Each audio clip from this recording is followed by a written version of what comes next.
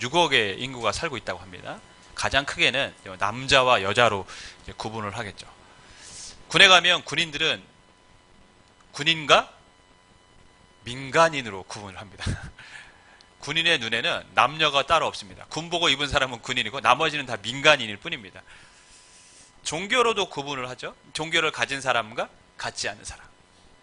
또 요즘은 사회적 지위를 따라서 갑이냐 을이냐 이렇게 구분을 짓기도 합니다.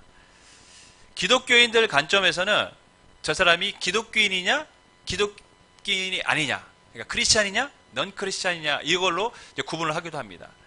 근데 오늘 사도 바울은 이 기독교인들 중에서도 구분을 졌어요. 어떻게 구분을 졌냐면 평신도와 사역자 이렇게 구분을 진 게 아니라 신령한 자, 즉 영에 속한 사람이냐 육신에 속한 사람이냐 이렇게 구분을 지었습니다. 1절 말씀 우리 함께 읽겠습니다. 시작.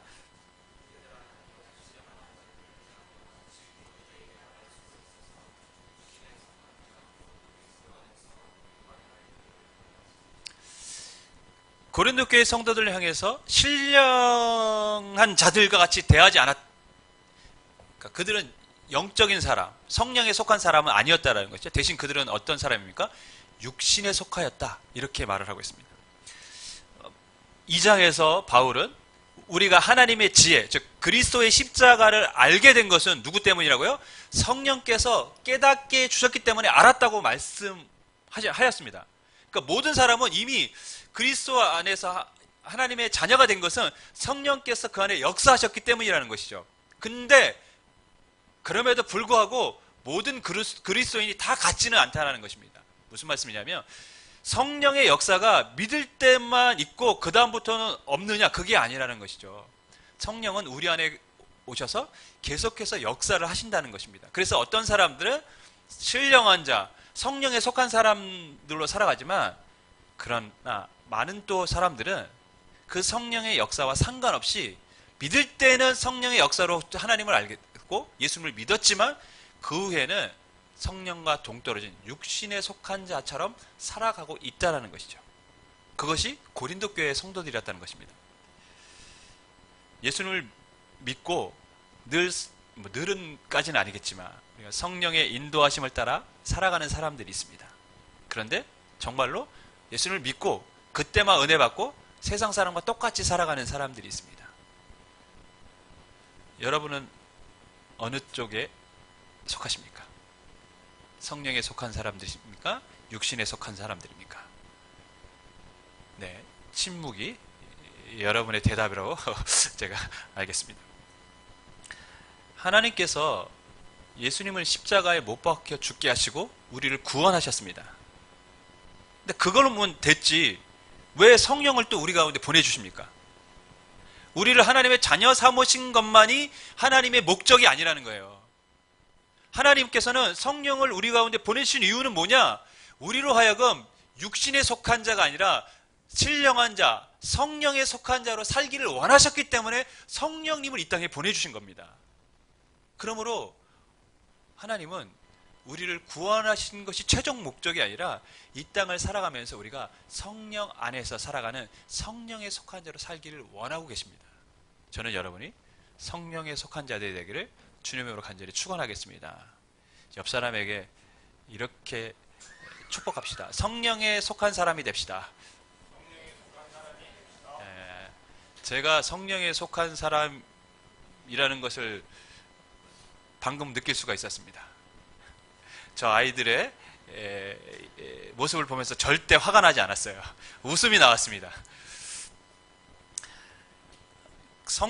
육신에 속한 사람은 그럼 어떤 모습일까요? 우리 1절 말씀을 다시 한번 읽겠습니다. 1절 말씀 시작.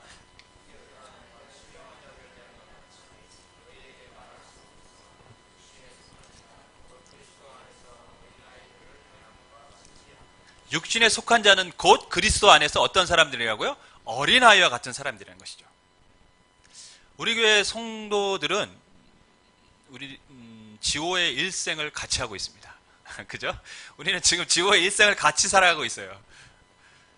태어날 때부터 목 가누고 있을 때 또 기어 다닐 때 뭐 다 이렇게 지금 보고 있습니다. 그리고 지금 걷고 말하는 거 보면서 너무 신기하고 너무 귀여워들 하고 있어요.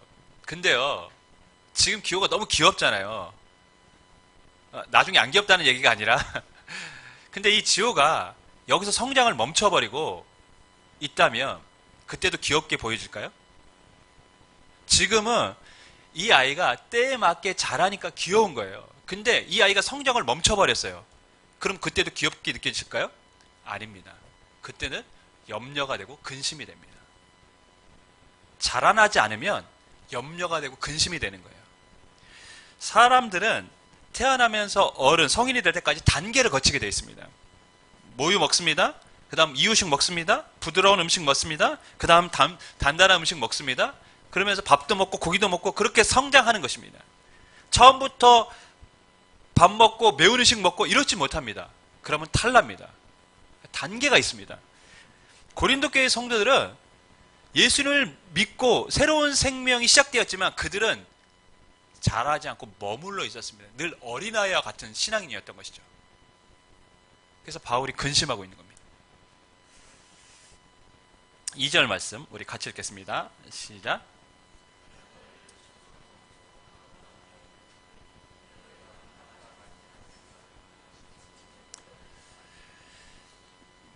이 말은 무슨 말씀이죠? 저주로 먹이고 밥으로 아니하였다.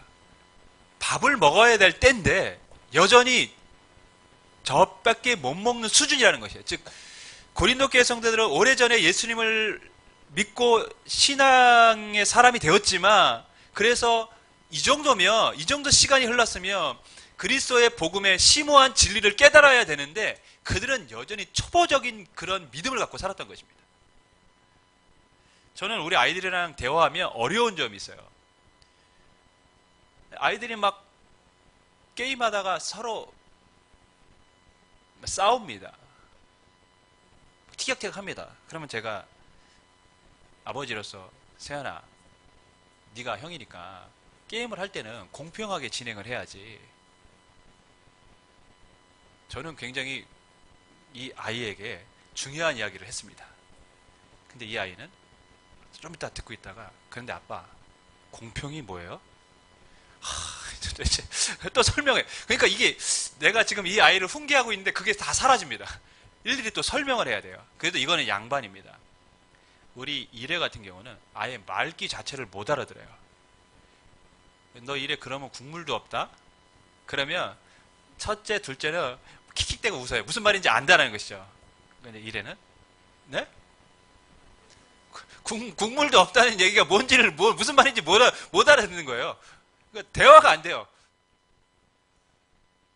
고린도 교회 성도들의 수준이 그랬다는 것입니다.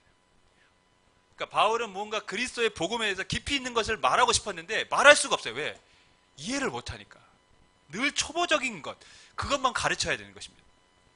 저는 한국교회의 가장 큰 문제점이 바로 이것이라고 봅니다. 한국교회 전체적인 말씀의 수준이 굉장히 낮습니다. 신앙의 초보적인 단계를 벗어나지 못했습니다. 제가 계속해서 성경 일독을 강조를 합니다. 근데 잘 못하겠죠. 어렵습니다. 그죠? 왜 어려울까요? 어려운 이유가 뭐라고 생각하십니까? 시간이 없어서입니까? 시간이 없어서 아닙니다, 여러분. 시간, 하루에 15분씩 내면 성경 일독합니다. 시간이 없는 건 핑계입니다. 그럼 왜 못 읽을까요? 읽어도 어려워서 읽기가 힘든 겁니다. 읽었는데 깨달음이 없는 거예요. 그냥 막 읽기만 하려니까 재미가 없어요. 그러니까 읽다가 포기합니다. 억지로는 읽겠는데 뭔가 재미가 있으면 계속 읽겠는데 재미가 없어요. 왜냐하면 어려우니까, 모르니까. 제가 눈에 말씀해 한국교회 성도들이 성경을 참 안 읽습니다. 그 이유는 다 성경을 어렵게 느끼기 때문입니다. 시간이 없어서 아니에요. 재밌으면 읽을 겁니다. 그만큼 우리가 하나님의 말씀을 너무 모르고 신앙생활을 하고 있다는 것이죠. 그래서 제가 이제 요즘 고민이 있어요. 성경 공부를 어떻게 시킬까? 제가 기초 성경 공부 그 다음 또 다른 단계를 하고 난 다음에 기본적인 교회에 대한 틀들을 한 번 더 잡고 난 다음에 하나님 나라 관점에서 성경을 볼 수 있는 과정을 하나 개설을 하려고 합니다. 한 12주짜리로. 그래서 여러분의 수준을 제가 높여드리고 싶습니다. 관심이 없으시면 어쩔 수 없고요. 우리가 성경을 통해서 하나님 나라의 깊이를 알아야 되고 복음의 깊이를 이해해야 되는데 너무 초보적인 신앙에 다들 머물러 있는 거예요. 초보적인 신앙이 있으니까 어떤 모습이 나타납니까? 분쟁, 다툼, 잘난 체를 합니다. 3절, 4절 우리 같이 읽겠습니다. 3절, 4절입니다. 시작.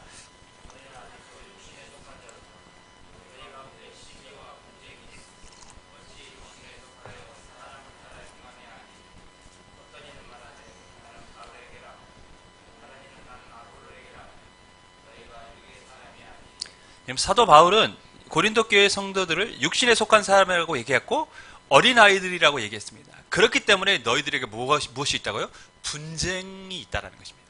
어린아이들 특징 중에 하나가 뭐냐면 잘난 체를 하는 것이죠. 조그만 걸 알아도 잘난 체합니다. 조그만 걸 가져도 잘난 체를 합니다. 마치 자기 집에만 그것이 있고 다른 집에는 없는 것처럼 생각합니다. 왜냐하면 그들이 살아온 세계에서는 그게 전부였거든요. 그들이 살아온 인생의 경험에서는 그거보다 큰 것이 없거든요. 그래서 엄마 아빠가 최고인 줄 알아요. 아빠는 싸움 제일 잘하는 줄 알고 엄마는 세상에서 음식을 제일 잘하는 줄 압니다.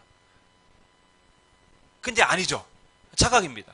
근데 그들의 세계에서는 그렇게 엄마 아빠가 최고라고 느껴져요. 왜냐하면 그것밖에 경험한 것이 없기 때문에.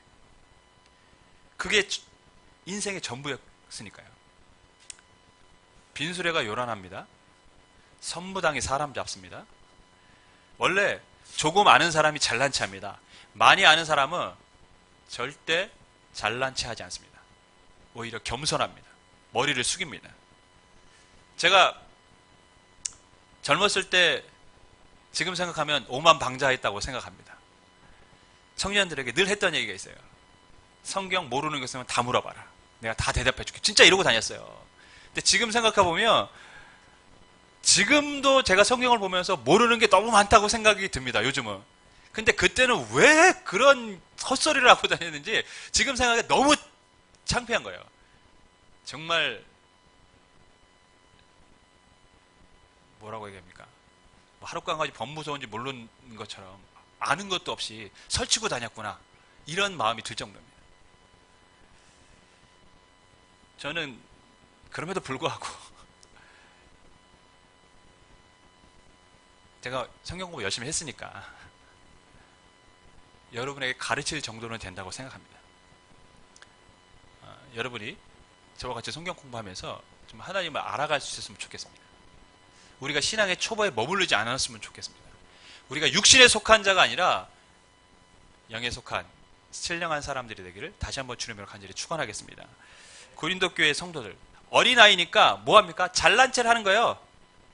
나 잘났다, 니 잘났다 이런 겁니다. 그러니까 잘난 체 하니까 교회가 갈라지기 시작합니다. 여러분 성숙한 곳에는 분열과 다툼이 없습니다. 성숙한 사람들은 양보하고 배려합니다. 근데 성숙하지 못한 사람들은 내 거 챙기고 내 거 주장하고 내 말을 관철시키기 위해서 큰 소리를 냅니다. 성숙하지 못했기 때문이죠. 여러분 한국교회 최근에 분열이 많습니다. 그것은 무엇을 의미합니까? 그만큼 한국교회가 성숙하지 못했다는 것이죠. 교회인의 수는 늘었지만 교회인의 신앙의 수준은 아직도 어린아이와 같다는 것입니다. 여러분 그럼 우리는 어떻게 해야 성숙할 수 있습니까? 어떻게 하면 성숙할 수 있을까요? 먹어야 됩니다. 먹지 않으면 절대 성숙할 수 없습니다. 제가 유니세프 홍보하는 그 TV 광고 영상을 봤어요. 15세 여자아이인데 강제로 부모들에 의해서 결혼을 하게 됐습니다. 15세 아이가, 여자아이가. 근데 이 아이가 또 아이도 낳습니다. 근데 아이를 낳자마자 바로 남편이 쫓아버렸어요. 쫓아내버렸어요. 그래서 이 아이가 오도 가도 못하고 자기가 혼자 이 갓난 아기를 키웁니다. 엄마도 먹을 게 못 먹고 아이도 먹을 게 없습니다. 그러니까 이 아이가 너무 작은 거예요. 그래서 제가 그거 보면서 마음이 많이 아팠어요. 그래서 결심한 게 하나 있습니다. 유니세프 우리 교회 후원해야겠다. 아마 다음 주에 제가 신청을 할까 합니다. 뭐 월 3만 원이면 몇 명의 아이들이 이렇게 굶주림에서 벗어날 수 있다고 하니까 우리가 그 정도는 도울 수 있지 않겠습니까? 제가 말씀하고자 하는 요지는 그것이 아니라 먹지 않으면 결국 잘할 수 없다라는 것이죠. 먹지 않으면 잘할 수가 없습니다. 미숙아로 그냥 그대로 살아가는 것입니다. 여러분, 어린아이가요, 시간이 지나면 그냥 자라는 게 아닙니다. 지호가 시간이 자랐기 때문에 저 정도 큰 게 아니에요. 단계에 따라 다 먹었기 때문에 그렇습니다. 그러니까 저렇게 자란 겁니다. 오늘날 우리가 왜 영적으로 성숙하지 못하고 어린아이 같은 신앙생활을 하는가? 그 이유는 단 하나뿐입니다. 먹지 않기 때문입니다. 먹으려고 하지 않기 때문이죠. 말씀을 읽고 배우려고 하지 않습니다. 오히려 세상 일에 더 많은 관심을 갖습니다. 세상 일에 대해서는 인터넷에 있는 모든 기사를 검색하면서 연애, 스포츠, 정치, 종교 분야 다 검색하고 세상 일을 줄줄이 깨고 있지만 정작 성경에 대해서는 무관심한 거죠. 이게 지금 바른 겁니까? 아니, 보지 말라는 얘기 볼 수 있어요. 우리가 봐야 기도도 하니까요. 그런데 성경을 읽지 않고 그렇게 하는 게 과연 바람직한 거냐는 것이죠. 제가 보기엔 그건 무슨 행동을 하는 거냐면 밥은 안 먹고 늘 불량식품만 먹는 거예요. 밥을 먹어야 되는데 불량식품만 먹어요. 그러니 이 아이가 건강하게 자라지 않는 것이죠. 불균형하게 자라는 것입니다. 오늘날 한국 교회와 성도들이 불균형하게 자라는 이유는 단 하나뿐입니다. 주식을 안 먹는 거예요. 성경을 읽고 배우질 않습니다. 자꾸 불량식품만 먹어요. 검색하는 시간에 3분의 1만 줄여도 우리는 1년에 성경을 한 2독은 할 겁니다. 전 그렇게 생각합니다. 그렇지 않을까요? 아닙니다, 목사님. 한 3독은 할 수 있을 것 같습니다. 그렇지 않습니까? 그러면 언제까지 우리가 육신에 속한 사람으로 살아야 하는 것입니까? 주님은 우리를 위해서 십자가에 못 박혀 죽으셨습니다. 우리를 그냥 예수를 믿는 사람 정도로 살아가길 원하셨기 때문이 아닙니다. 하나님은 우리로 하여금 성령에 속한 사람, 신령한 자가 되도록 성숙한 자가 되기 원하셨기 때문에 성령님을 우리 가운데 보내주셨습니다. 우리 안에 거하게 하셨습니다. 여러분, 우리가 다 성령에 속한 자들이 되어야 되지 않겠습니까? 여러분에게 그 소망이 있기를 간절히 부탁을 드리겠습니다. 옆 사람에게 이렇게 권면합시다. 성령에 속한 사람이 됩시다. 여러분, 어린아이이기 때문에 분열하고 다툰 것이죠. 그러나 신령한 사람, 성숙한 사람이 있는 곳에는 분열과 다툼이 있는 게 아니라 오히려 하나됨이 있습니다. 그리고 하나님을 인정합니다. 자신을 잘난 체하지 않고 하나님을 높입니다. 5절부터 7절까지의 말씀인데요. 우리 같이 읽겠습니다. 시작.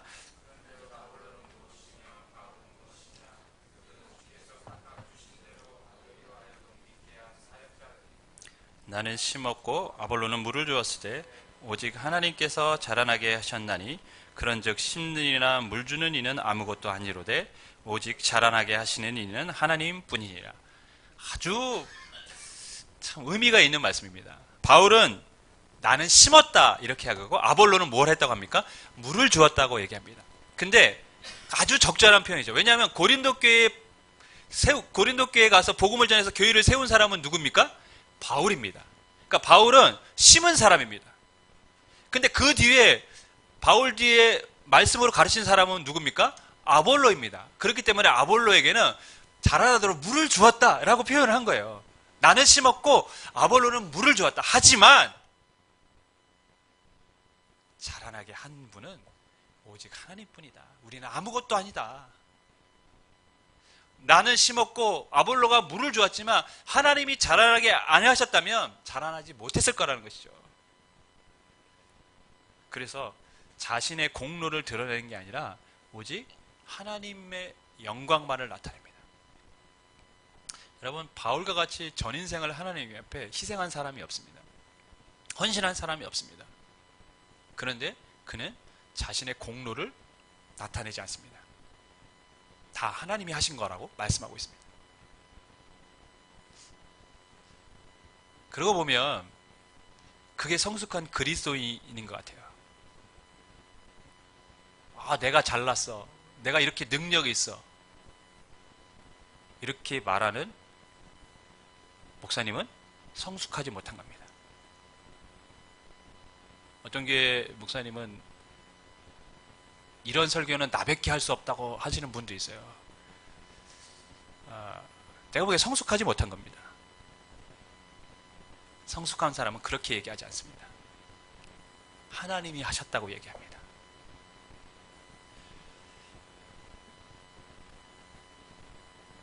그리고 바울은 또 어떤 말을 했냐면 물 주는 사람과 심은 사람은 다 같은 것이고 자기가 한 일에 따라서 하나님이 상을 주실 것이다. 그러면서 아볼로도 높여줬습니다. 우리는 다 하나님 나라의 동역자일 뿐이다. 얼마나 멋진 얘기입니까? 잘난 체하고 자신들의 의를 드러내는 곳에는 분쟁이 있었는데 사도 바울은 그게 아니라 자신을 낮추고 겸손하게 다른 사람을 높이면서 우리는 다 동역자들이야. 하나님 나라의 동역자일 뿐이야. 오늘 우리가 분열이 있고 다툼이 있는 이유는 무엇입니까? 왜 자꾸 경쟁 구도로 가고 교회가 대립을 하려고 합니까? 성숙하지 못한 것이죠. 그리고 동역자 의식이 없는 것입니다. 그러니까 성숙하지 못하니까 동역자 의식이 없는 겁니다. 성숙한 성도는 자신을 낮추고 하나님을 높입니다. 성숙한 성도는 옆에서 있는 성도의 가치를 인정하고 그 사람을 높여줍니다. 성숙한 성도는 경쟁하는 자가 아니라 동역하는 마음으로 사역합니다. 우리가 다 성숙한 그리스도인이 되기를 주님으로 간절히 축원하겠습니다. 제가 금요 성령 집회를 하면서 개인 기도 하는데 주님이 제게 주신 강력한 메시지가 있어서 여러분과 함께 나누려고 합니다. 삭개오의 말씀을 전했습니다. 우리 삭개오 이야기를 잘 알고 있습니다. 삭개오는 예수님을 만나고 싶었습니다.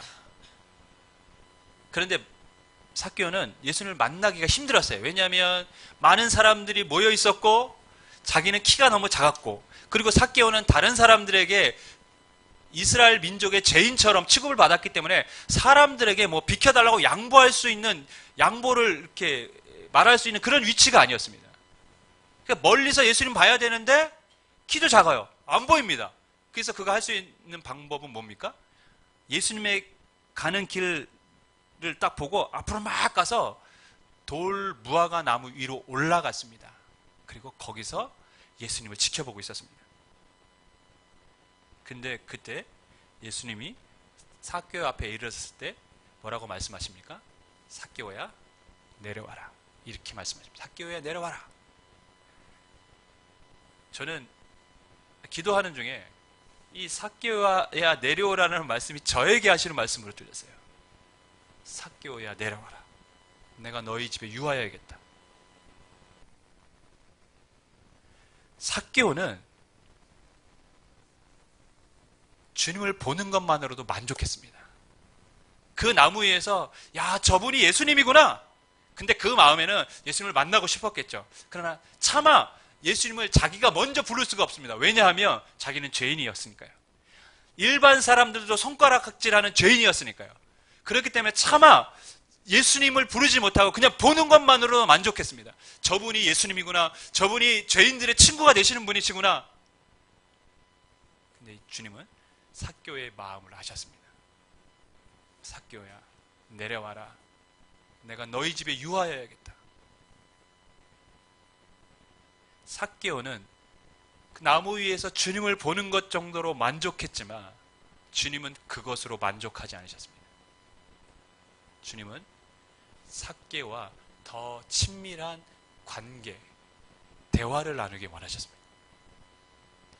먼 발치에서 그냥 주님만 바라보는 그 정도의 사람이 아니라 주님, 삭개의 집에 유하면서 삭개와 더 친해지기를 원하셨던 것이 주님의 마음이었고, 그 만남을 통해서 삭개오가 변화된 인생을 살기를 주님은 기대하셨던 것이죠.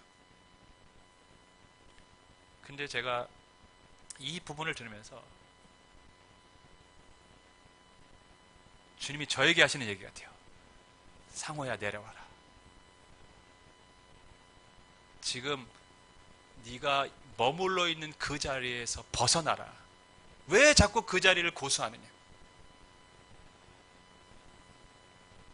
왜 더 한 걸음 하나님 앞에 나오려고 하지 않느냐? 내려와라. 내가 너를 가까이 하길 원한다. 내려와라.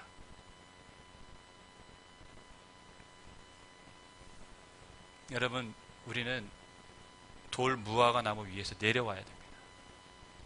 우리가 정해놓은 기준치를 갖고 신앙생활을 하는 게 아니라 더 주님을 가까이 할 수 있는 그 자리로 우리는 나아가야 됩니다. 내려와야 됩니다. 왜냐하면 주님은 우리가 육신에 속한 자가 아니라 영에 속한 사람, 성숙한 그리스도인이 되기를 원하기 때문인 줄 믿습니다. 주 안에 사랑하는 여러분, 주님을 영접하고 삭개오는 변화된 삶을 살았습니다. 오늘도 주님은 그것을 기대하시면서 우리 각 사람에게 이야기하십니다. 말씀하십니다. 삭개오야, 그 나무 위에서 내려와라. 더 이상 그 수준을 고집하지 말라는 것이죠. 우리가 주님 말씀에 순종하면 삭개오가 변화된 것처럼 우리 안에도 성령의 열매가 맺히는 영의 사람으로 세움받게 될 줄 믿습니다. 제가요, 실은 엄청난 요즘 고민이 있어요. 제가 이거를 할까 말까 고민을 많이 했는데, 수요일, 금요일 하면서 잠시 접을까라는 생각도 한번 해봤어요. 육신적으로 힘든 것도 있지만 뭐 그거는 별개의 문제고, 이거를 내가 지속하는 게 과연 옳은가? 라는 회의가 들기도 했습니다.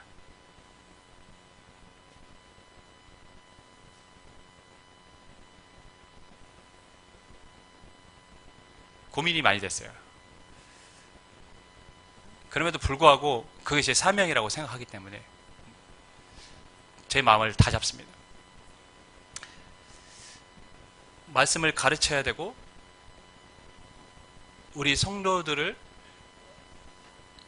더 믿음의 한 차원 끌어올려야 되는 게 제게 주신 사명이고, 또 하나님이 젊었을 때부터 제게 주신 비전이기도 했기 때문에, 꿈이기도 했기 때문에 저는 그렇게 해야 된다고 생각을 하고 다시 한번 저의 마음을 다잡습니다. 저는 여러분에게도 그런 마음이 있기를 원합니다. 그 자리에 머물러 있으려는 그 마음은 결코 주님이 원하시는 마음이 아닙니다. 육신에 속한 자로 살아가는 것을 주님이 원치 않으십니다.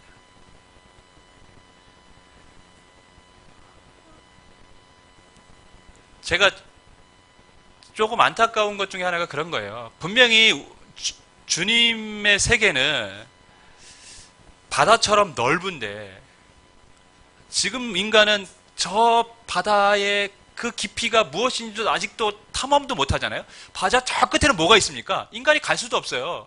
그만큼 바다는 넓은 것이죠. 하나님의 나라와 그분의 은혜와 그 복음의 깊이는 그렇게 넓고 깊은데 우리는 늘 해변가에서만 놀아요. 해변 모래사장에서 놀고 선탠하고 물 잠시 적시고 들어와서 바다 갔다 왔다고. 나 바다 보고 왔다고. 그게 우리의 신앙생활입니다. 여러분, 좀 더 깊이 있게 우리가 하나님을 알아갈 수 있는 그런 여러분에게 열심히 있기를 원합니다. 삭개오는 주님을 만나고 싶은 열망이 있었어요. 주님은 그 열망을 아셨습니다. 우리가 그 열심과 열망이 있다면 주님은 반드시 우리 가운데 찾아와서 우리를 만나 주실 것입니다. 그리고 우리로 하여금 육신에 속한 자가 아니라 영에 속한 사람으로 우리를 변화시켜 주실 줄 믿습니다. 저와 우리 교회 모든 성도님들이 성령에 속한 그리스도인이 되기를 주님의 이름으로 간절히 축원하겠습니다. 기도하겠습니다.